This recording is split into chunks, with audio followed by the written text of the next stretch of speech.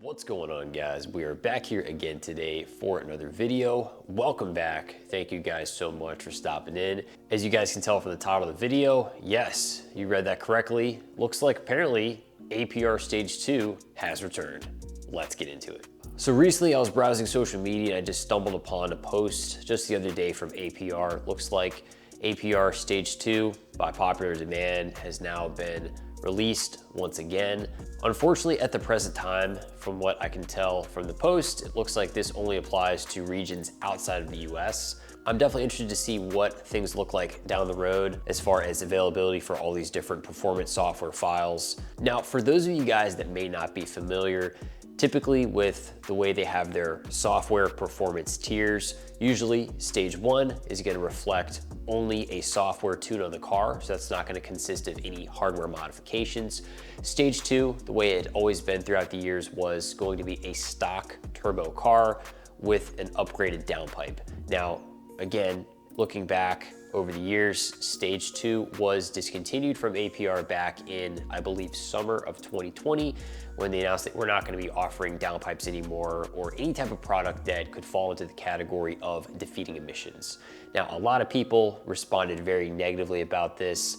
Everybody's going to have their opinion, but at the end of the day, we have to recognize that these companies have to put themselves in the right position to be successful and also not encroach on laws and restrictions from the EPA. I'm not here to open up a debate about, a large scale company making the right business moves to obviously comply with law and regulation, but a lot of people were obviously frustrated because they wanted to see the maximum potential as far as like the tunability of a lot of Volkswagen, Audi cars, and obviously a lot of smaller companies still continue to maintain offerings with downpipe in stage 2. So a lot of people felt like, you know what, if I'm getting ready to enter an ecosystem as far as hardware and software products, I want to make sure that I have room to grow. So I do think that this caused a lot of people to kind of shy away from APR and consider alternative solutions.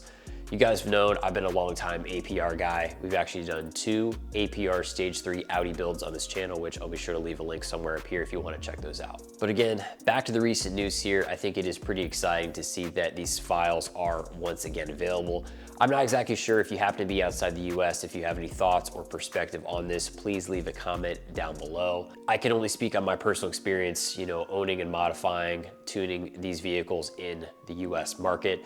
So perhaps things outside of the country do allow for further modifications along the lines with what Stage 2 includes. With Volkswagen and Audi having so many capable platforms, really the sky's the limit when it comes to bolt-ons, modification, and tuning.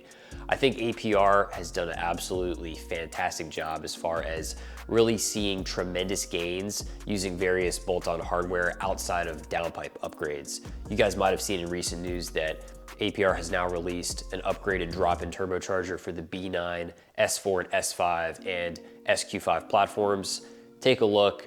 Look at the dyno numbers. These guys are absolutely crushing it, putting down some seriously impressive numbers. Again, we're looking at a drop-in turbocharger replacement that does not require the removal of the factory downpipe. So for those of you guys that are taking the side of, hey man, well, I've told myself that I can't have a fast car without a downpipe, that's proven to not really be the case.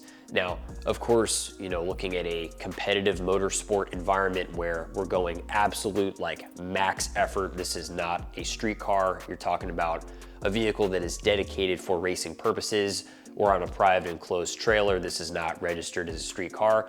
Yeah, I will agree 100%, max effort, having that aftermarket downpipe is going to give you the peak performance. But again, for 99% of people that just want to have a fast, fun street car, you're not having to constantly worry about the headache of swapping back and forth between factory downpipes and aftermarket downpipes for inspection purposes. Many cases, Stage 2 is just not worth it. You guys might have seen a recent video I had posted a discussion talking about upgrades on my Audi RS3, which again, if you haven't checked out that build series, it's gonna be a link right up here somewhere. But for the complexity, the labor-intensive nature of the downpipe install on the RS3, the Daza platform, It's a lot of heavy lifting, guys. It's a lot of heavy lifting. You have pretty much an all-day installation. You're gonna have to lower that subframe. You're gonna have to take out the drive shaft. You're gonna have to align the car after the fact. It's a lot of work involved to really not make that much more power over stage 1. So as I've stated before, sometimes stage 2 is just not really worth it for people, especially considering we all know the RS3 already sounds fantastic, has really nice exhaust from factory. So it's really not a necessity to go about removing downpipes for a good sound.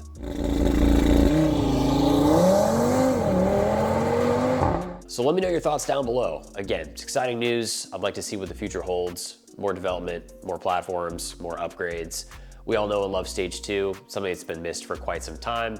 Not exactly sure what we can say as far as the US market goes, but for those of you guys outside the country, leave a comment down below. Let me know your plans for your build. That's all for this one, guys. Thanks for watching. Don't forget to leave a comment down below. Subscribe for more. We'll see you all in the next one. Have a great day.